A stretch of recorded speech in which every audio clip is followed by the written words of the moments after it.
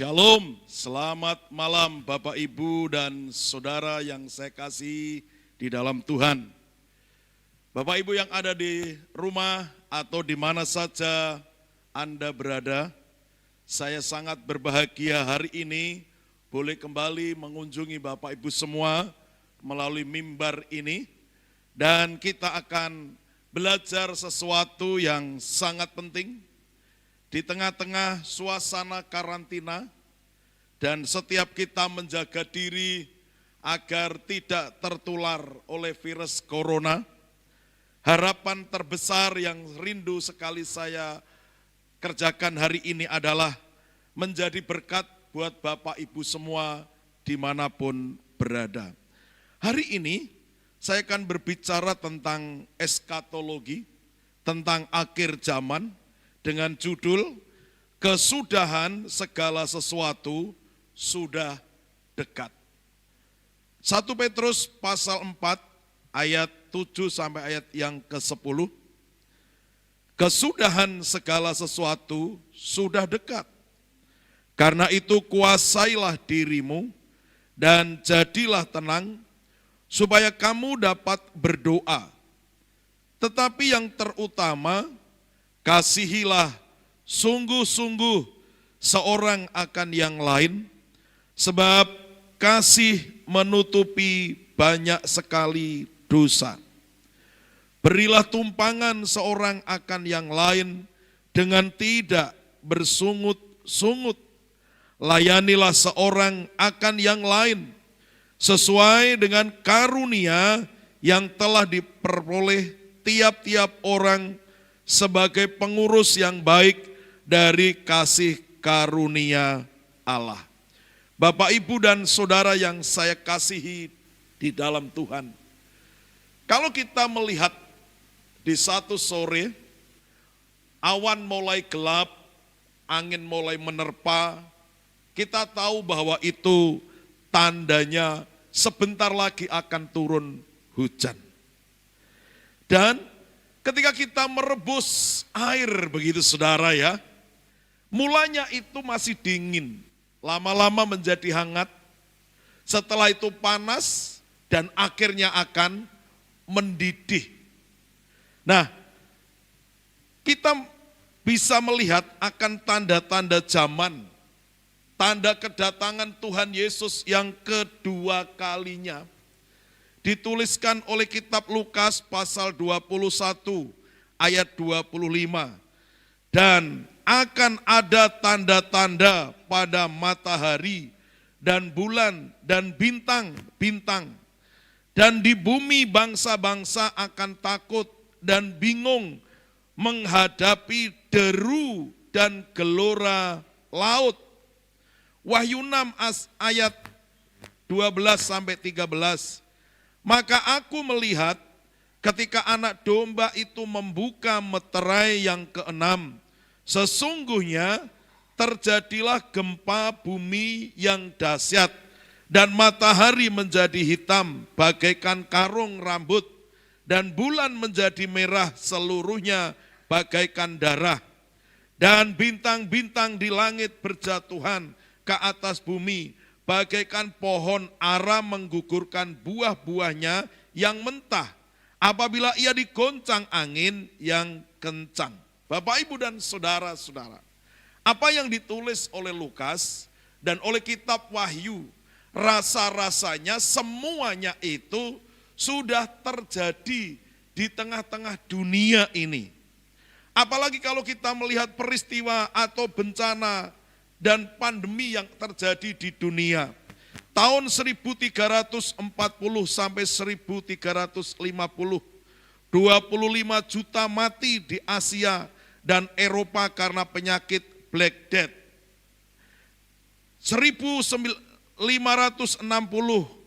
penyakit cacar menewaskan 3 juta orang di Brasil. Tahun 1792 penyakit Black Plague menewaskan 1 juta orang di Mesir. Pada tahun 1918, sekitar 30 juta orang meninggal karena influenza di seluruh dunia. 24 Januari 1556. Gempa bumi di Cina menewaskan 830.000 orang. 1877 terjadi kelaparan dan 1 juta orang meninggal di Cina. 1887 terjadi banjir bandang di Cina dengan korban 900.000 orang. Tsunami di Aceh tahun 2004 menelan korban kurang lebih 100.000 orang. Likuifaksi di Palu tahun yang lalu beberapa desa tenggelam dimakan bumi. Dan hari ini saudara, ya, corona sedang mewabah bahkan menjadi pandemi di seluruh dunia. Akhirnya apa? Meruntuhkan sistem ekonomi. Ada begitu banyak pengangguran, ada begitu banyak orang mengalami kelaparan, ada begitu banyak orang-orang tidak bisa melakukan studi atau sekolahnya. Ada begitu banyak masalah hari-hari ini di setiap negara sedang terjadi. Apakah dengan apa yang saya sampaikan di depan itu merupakan peristiwa-peristiwa biasa? Saya percaya ada maksud Tuhan. Kenapa? Karena semua yang terjadi itu tertulis dalam firman Tuhan yang membuktikan bahwa sesungguhnya pada hari-hari ini merupakan hari-hari akhir. Pada hari-hari ini adalah menjelang kedatangan Tuhan yang kedua kali. Orang menyebutnya inilah mendekati masa-masa di mana kiamat itu datang. Saudara-saudara, oleh Rasul Yohanes disebutkan dalam 1 Yohanes pasal 2 ayat yang ke-18. Anak-anakku, waktu ini adalah waktu yang terakhir. Dan seperti yang telah kamu dengar, seorang antikris akan datang. Sekarang telah bangkit banyak antikristus. Itulah tandanya bahwa waktu ini benar-benar adalah waktu yang terakhir. Saudara, yang saya kasih di dalam Tuhan Yesus Kristus, saya merasakan betul dengan apa yang sedang terjadi di tengah-tengah dunia ini. Kejahatan yang semakin merajalela. Orang mulai mengalami sebuah pergeseran iman dari setia kepada Tuhan beralih kepada mamon. Kemudian orang melakukan banyak sekali kejahatan-kejahatan yang membuktikan bahwa apa yang dikatakan oleh Timotius itu benar, bahwa pada masa akhir zaman itu orang tidak akan lagi peduli dengan agama, saudara. Artinya apa? Kemurtatan itu akan terjadi di mana-mana. Wow, kalau kita merasakan itu, sesungguhnya menjadi sebuah keadaan yang sangat memprihatinkan sekali. Ibarat dunia ini gambarnya sudah rusak, sudah coreng-moreng. Dunia ini tatanannya sudah tidak lagi bisa teratur. Memang manusia bisa menciptakan kecanggihan-kecanggihan teknologi yang luar biasa. Tetapi di sisi lain juga teknologi itu bisa menjadi alat kuasa kegelapan. Teknologi itu bisa menghancurkan iman orang percaya. Teknologi itu juga bisa membuat orang terperdaya oleh kuasa Lucifer. Sekalipun teknologi yang sama juga bisa dipakai untuk hal-hal yang positif, dipakai untuk membangun kerohanian kehidupan orang percaya. Tetapi saudara tahu, ketika pada masa akhir zaman ini, suasananya semakin tidak enak, semakin mendekati kedatangan Tuhan Yesus Kristus.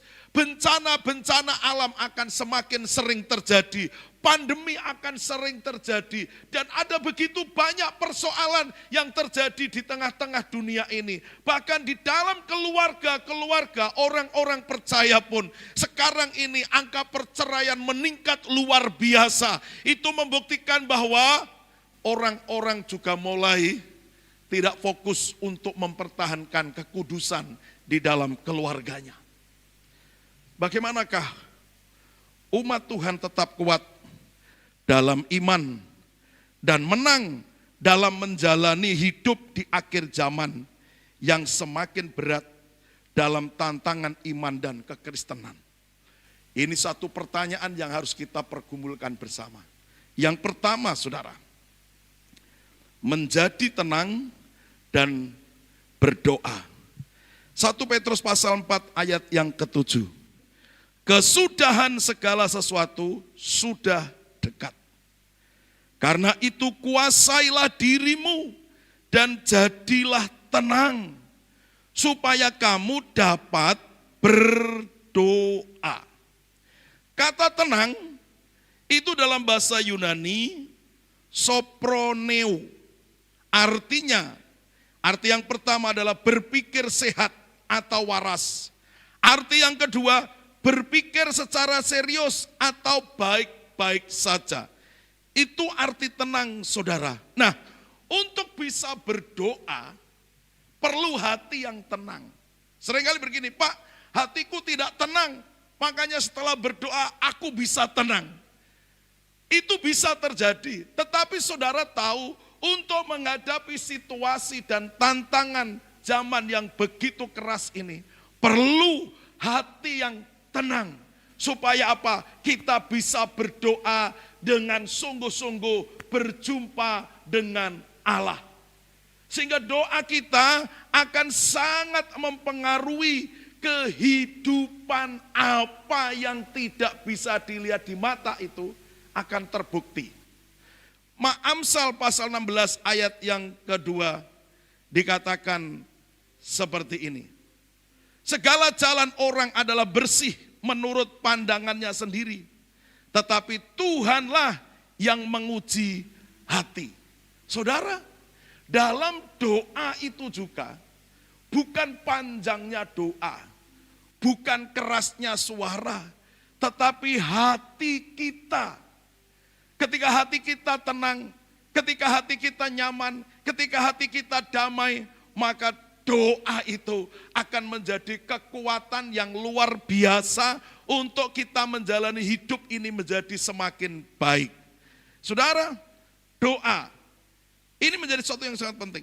Dalam kitab Roma pasal 8 ayat 26, demikian juga Roh membantu kita dalam kelemahan kita.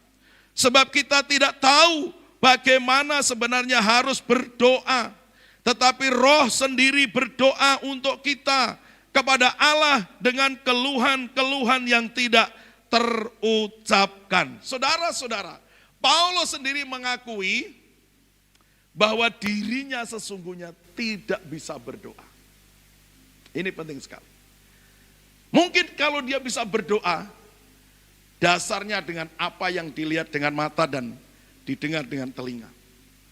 Tapi tidak muncul seperti apa kehendak Tuhan itu dinyatakan dalam doa.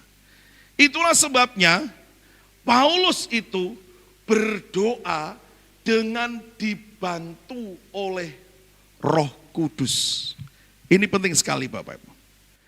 Kata roh membantu dalam bahasa Yunani sinantilambantai, ya, sinantilambantai artinya apa? Roh Kudus bergumul bersama kita dan bukan melawan kita.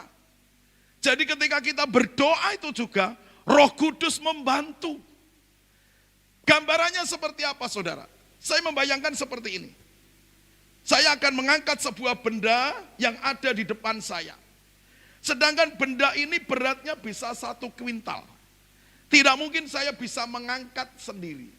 Saya butuh bantuan seseorang atau 2 orang supaya bisa menolong saya mengangkat benda ini berpindah ke satu tempat. Nah, saudara, ketika orang itu membantu saya mengangkat beban atau benda ini, maka orang itu akan merasakan beban yang sama dengan apa yang saya rasakan. Orang itu akan merasakan beratnya benda itu seperti yang saya rasakan. Tetapi karena saya dibantu oleh orang lain, maka saya bisa memindahkan benda itu dengan lebih mudah. Saudara tahu ketika kita berdoa, Roh Kudus membantu dalam pergumulan kita. Ya, Dia membantu kita. Dia ikut merasakan apa yang menjadi beban kita. Dia ikut merasakan apa yang menjadi pergumulan kita. Dia ikut merasakan apa yang menjadi air mata kita. Dia ikut merasakan apa yang menjadi jeritan hati kita. Itulah sebabnya di dalam doa itu, ketika kita disertai oleh Roh Kudus, doa kita pasti itu tepat seperti yang Bapa mau, saudara. Karena Roh Kudus itu ngerti sekali kehendak Bapa. Di dalam ayat tadi, di Roma 8 ayat 26 dikatakan, ada keluhan yang tidak terucapkan. Kata keluhan itu dalam bahasa aslinya stenagmos, ya. Stenagmos memiliki arti apa? Rintihan atau groaning, ya. Arti pertama yaitu merintih, mengerang. Arti yang kedua, berkeluh, keberatan, saudara. Itu sama dengan arti tak terkatakan. Dalam bahasa Yunani dalam arti tak terkatakan yaitu alaletos, ya. Alaletos artinya tak terekspresikan atau sulit mengemukakan atau menyatakan. Saudara-saudara, ini kerja daripada Roh Kudus. Saya yakin, saya percaya kita yang sudah berpengalaman doa bersama Roh Kudus, kita bisa berdoa lama. Bisa 1 jam. Bisa 2 jam. Di gereja ini, kita sebulan sekali membuat doa semalam. Kok bisa bertahan lama? Ya, karena ada Roh Kudus. Waktu saya masih belajar di Jogja, setiap hari ada doa malam dimulai jam 8 malam sampai jam 3 pagi. Kok bisa lama? Karena ada Roh Kudus. Jika kita berdoa tanpa Roh Kudus, saudara tahu, bahasa kita akan habis dalam waktu 5 menit. Kalau kita berdoa tanpa Roh Kudus, kita tidak akan mampu berdoa bertahan sampai 10 menit. Karena kita tidak bisa berdoa dalam kekuatan manusia kita. Itulah sebabnya kenapa kita bisa berlama-lama dalam hadirat Tuhan. Kita bisa menyembah Tuhan, bisa berlama-lama. Kita bisa menikmati kebaikan Tuhan, bisa berlama-lama. Karena ada Roh Kudus yang mengerjakan doa kita. Dan Roh Kudus membawa doa kita kepada Allah. Sehingga apa yang kita lakukan itu sekehendak dengan apa yang dikerjakan oleh Tuhan. Roma 8 ayat yang ke-27. Dan Allah yang menyelidiki hati nurani mengetahui maksud roh itu, yaitu bahwa ia sesuai dengan kehendak Allah berdoa untuk orang-orang kudus. Saudara yang dikasihi, ini jelas sekali. Itulah sebabnya di akhir zaman ini, kenapa kita perlu hati yang tenang untuk bisa berdoa. Karena kita tahu orang-orang kudus di akhir zaman itu banyak sekali mengalami tekanan. Banyak sekali mengalami tantangan. Banyak sekali mengalami persoalan. Iblis mengerti sekali waktunya sudah sangat singkat. Itulah sebabnya iblis mau supaya apa? Supaya kita ini bisa terkalahkan. Inilah yang menjadi satu dasar kenapa kita harus kuat dalam doa. Jadi yang kedua, saudara, saling mengasihi. 1 Petrus pasal 4 ayat yang ke-8. Tetapi yang terutama kasihilah sungguh-sungguh seorang akan yang lain, sebab kasih menutupi banyak sekali dosa. Ya. Kemudian di dalam 1 Petrus 1 ayat yang ke-22. Karena kamu telah menyucikan dirimu oleh ketaatan kepada kebenaran, sehingga kamu dapat mengamalkan kasih persaudaraan yang tulus ikhlas. Hendaklah kamu bersungguh-sungguh saling mengasihi dengan segenap hati. hatimu. Bapak, Ibu, dan saudara yang saya kasih di dalam Tuhan Yesus, pada masa akhir zaman, kita tahu hari-hari ini ada banyak orang sudah tidak peduli. Ada banyak orang tidak peduli dengan anaknya. Ada orang yang tidak peduli dengan orang tuanya. Ada orang yang tidak peduli dengan pendamping hidupnya. Orang mulai memikirkan dirinya sendiri, mencari kesenangan sendiri. Orang mulai merasakan egois, yang terpenting dirinya, kebutuhannya terpenuhi. Tidak lagi memikirkan orang lain. Saudara-saudara, ini salah satu tanda yang terjadi pada akhir zaman. Matius 24 ayat 12 berkata seperti ini. Dan karena makin tambahnya kedurhakaan, maka kasih kebanyakan orang akan menjadi dingin. Saudara-saudara, nah kata kedurhakaan itu dalam bahasa Yunani anomia. Apa arti kata anomia? Arti pertama kedurhakaan. Kemudian kejahatan, pelanggaran hukum, kedurjanaan, kefasikan. Kata anomia ini dipakai untuk Matius pasal 23 ayat 28. Demikian jugalah kamu, di sebelah luar kamu tampaknya benar di mata orang, tetapi di sebelah dalam kamu penuh dengan kemunafikan dan kedurjanaan. Saudara-saudara, inilah yang terjadi di tengah-tengah dunia. Ada apa? Kemunafikan, kedurjanaan, pelanggaran hukum. Akibatnya apa? Kasih itu menjadi dingin, saudara. Ya, kasih yang dimaksudkan di sini adalah kasih agape, kasih kepada Allah. Jadi jemaat itu tidak lagi fokus mengasihi kepada Allah karena adanya anomia, kedurjanaan, kejahatan, pelanggaran hukum dilakukan di mana-mana, sehingga kelihatannya nampaknya hidupnya masih saleh, masih rajin pergi ke tempat ibadah, tetapi sesungguhnya hatinya tidak lagi ada agape, tidak lagi bisa mengasihi kepada Allah. Ya, akhirnya apa yang terjadi? Kasih itu menjadi dingin. Dalam bahasa Yunani, suko, ya, menjadi dingin, suko. Saudara, itulah keadaannya. Ketika kasih menjadi dingin, saudara, itu situasinya sudah sangat membahayakan sekali. Bagaimana mungkin ketika Tuhan datang kedua kali akan bisa terangkat, saudara? Karena sudah tidak ada lagi cinta yang luar biasa kepada Allahnya. Ciri khas akhir zaman adalah peningkatan yang luar biasa dalam hal kemesuman. Kita tahu kemesuman terjadi sebegitu luar biasa. Pornografi, penanggalan semua pengekangan atau kendali moral sudah hancur, saudara.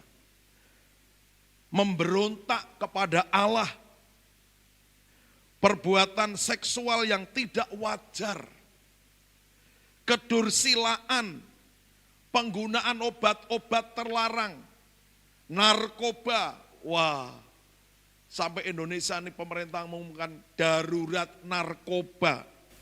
Itu salah satu keadaan yang terjadi pada masa akhir zaman.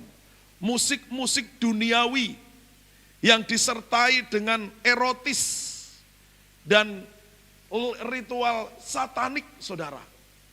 Sehingga kita melihat, maaf, di mana-mana dalam pertunjukan-pertunjukan ada begitu banyak mengumbar hawa nafsu di depan umum dengan pakaian-pakaian yang tidak pantas.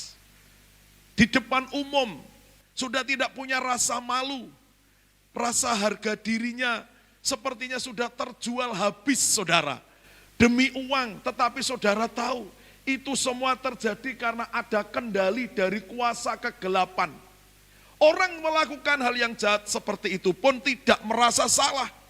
Itu dianggap sesuatu yang wajar. Itu menggambarkan suatu dunia kemodernisasian diarahkan ke sana. Saudara, kalau kita ini punya rasa takut kepada Tuhan, ketelanjangan itu adalah sebuah persoalan akibat dari dosa, saudara. Itulah sebabnya hari-hari ini kita melihat juga situasi seperti pada zamannya Nuh, ya. Orang melakukan perkawinan atau pernikahan silang. Padahal di Indonesia ini dilarang menikah dengan dua jenis agama. Tetapi saudara tahu, di Indonesia sudah terjadi ya anak-anak Tuhan menikah dengan orang-orang yang tidak seiman.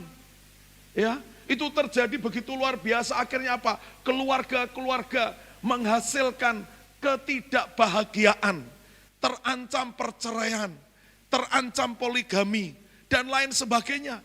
Itu yang terjadi pada masa Nabi Nuh. Dan itu terulang pada masa sekarang. Karena memang Tuhan Yesus berkata bahwa pada masa akhir zaman, peristiwa apa yang terjadi pada masa Nuh, itu akan terjadi, saudara. Dan kita tahu bahwa akibat daripada dosa pada generasi Nuh waktu itu, terjadilah air bah yang melanda ke seluruh dunia.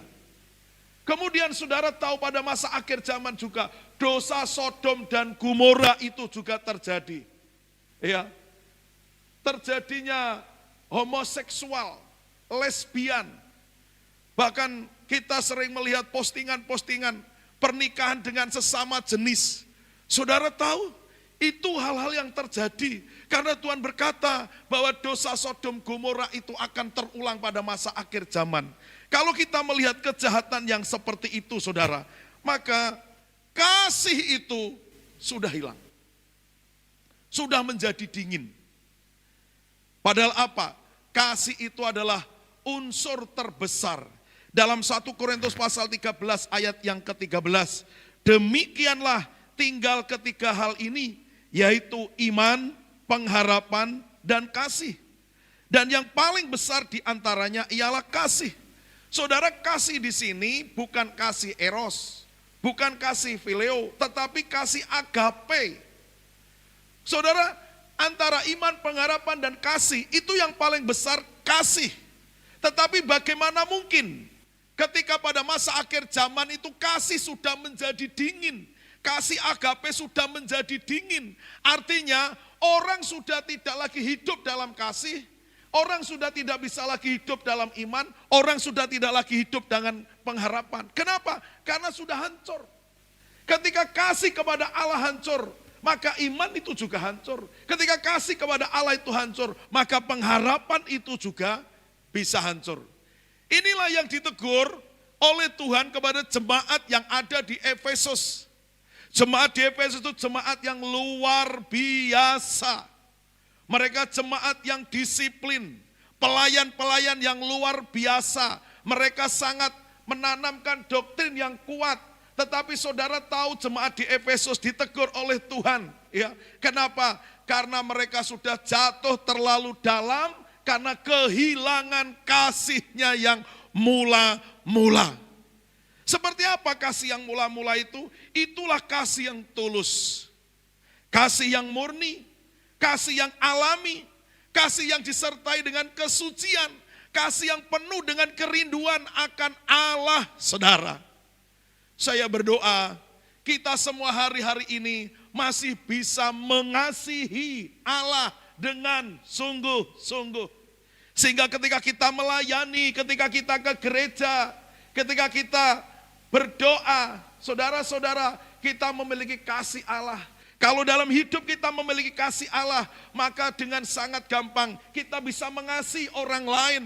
Inilah yang ditegaskan oleh Tuhan Yesus. Kasihilah sesamamu manusia seperti engkau mengasihi dirimu sendiri. Bahkan Tuhan Yesus berkata, kasihilah musuhmu.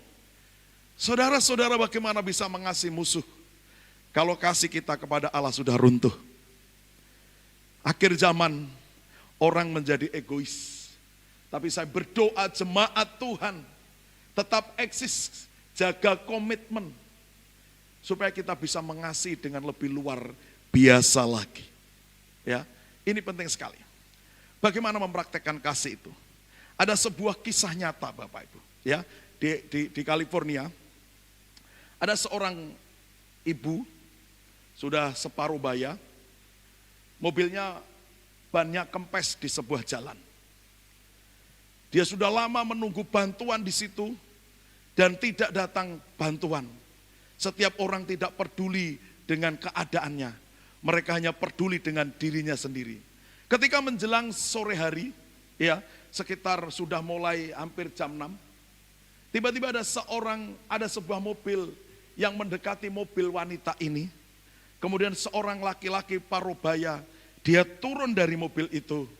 Wajahnya yang tidak begitu rapi, tampilannya yang biasa, membuat sang wanita itu ketakutan.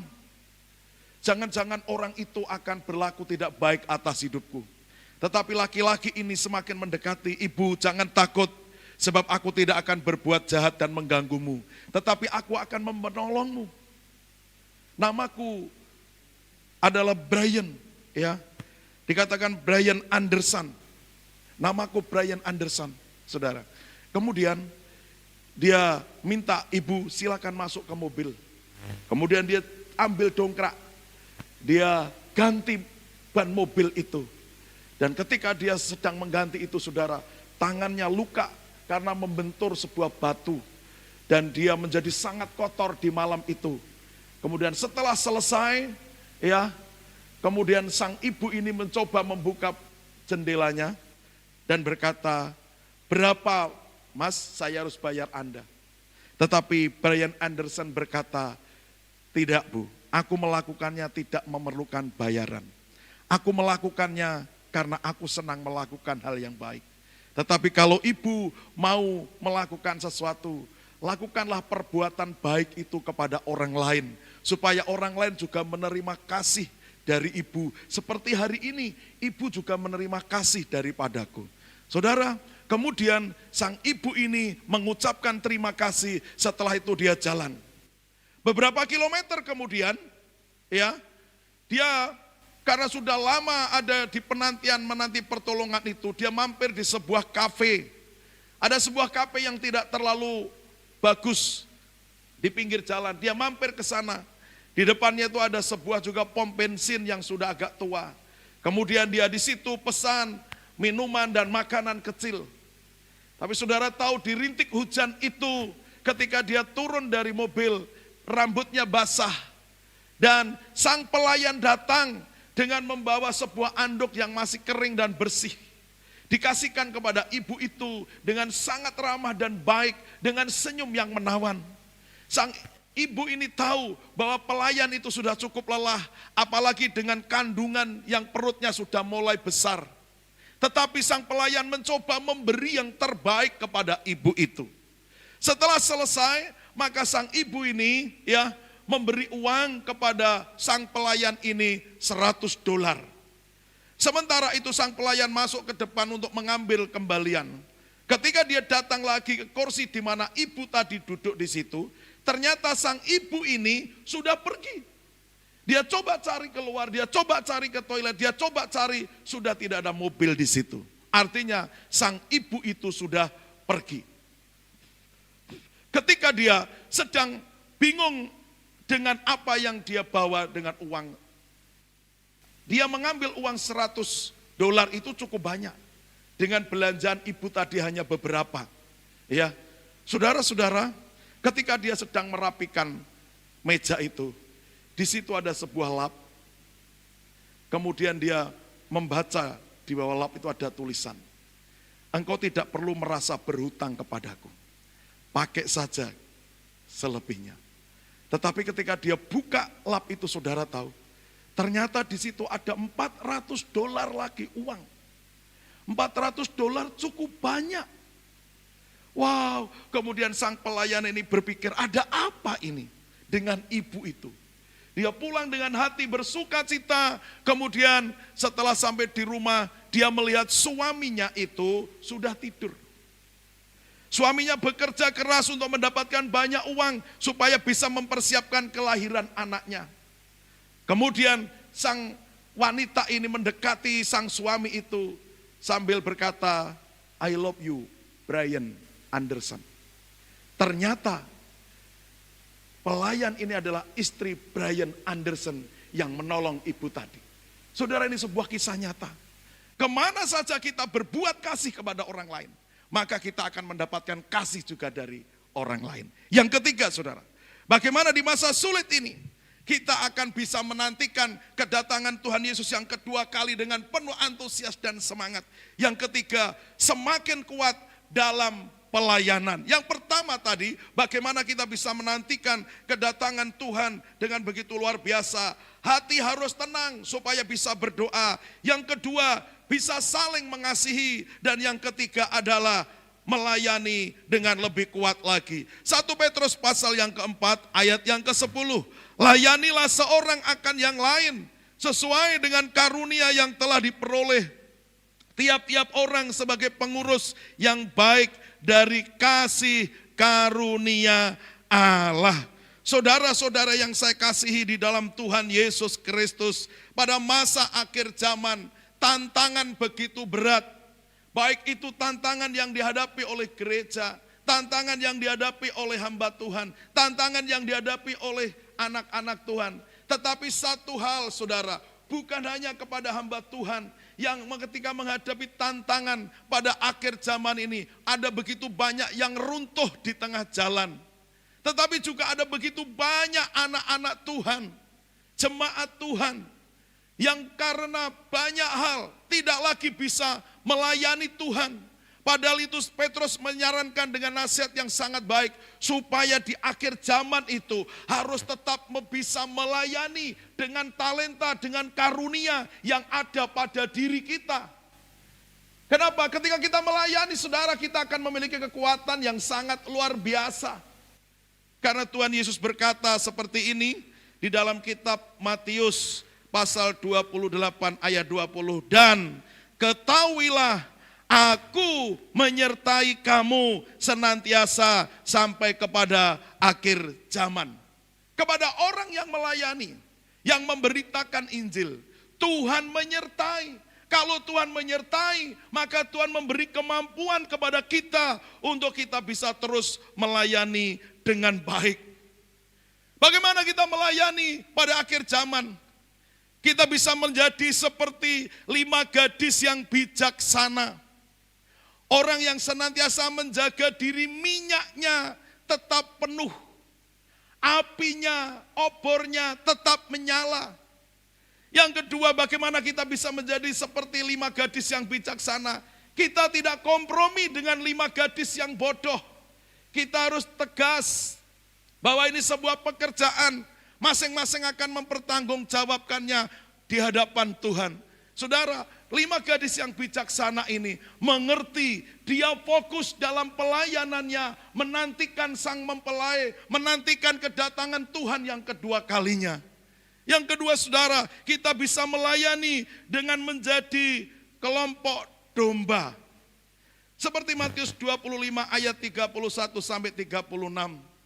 Raja itu berkata, ketika aku sakit, engkau datang. Ketika aku telanjang, engkau memberi kepadaku pakaian.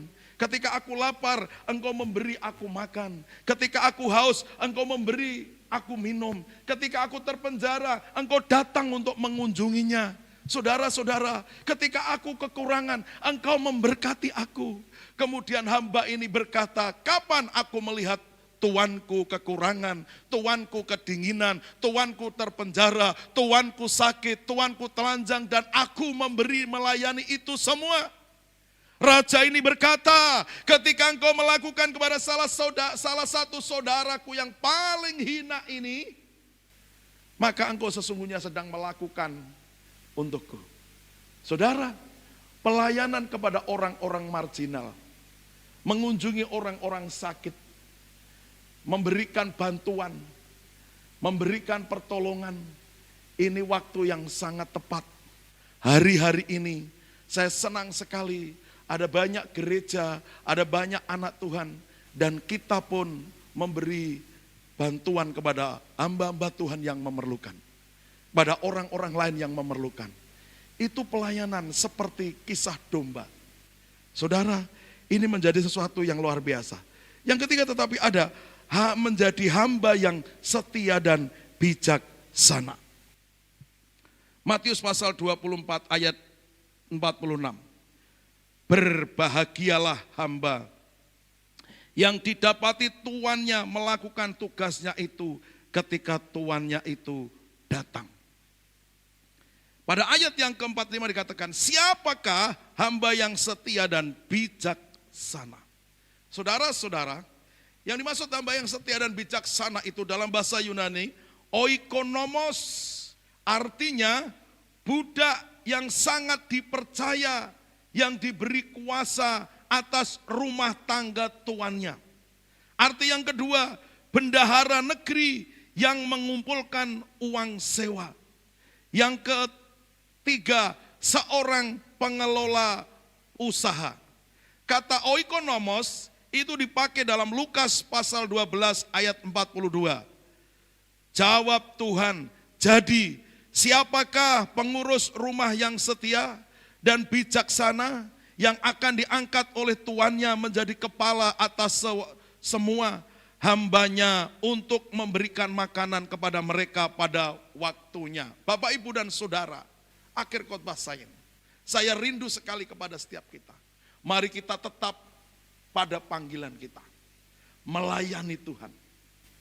Mungkin engkau pelayanan di bidang doa, engkau pelayanan di bidang sosial, engkau pelayanan di bidang anak-anak, engkau pelayanan di bidang anak muda, engkau pelayanan di bidang musik, atau apa saja. Mari kita melakukannya di akhir zaman ini menjadi semakin kuat. Jangan merosot, jangan menurun, tapi melayani semakin kokoh, semakin kuat. Karena itu yang akan membuat kita juga kuat.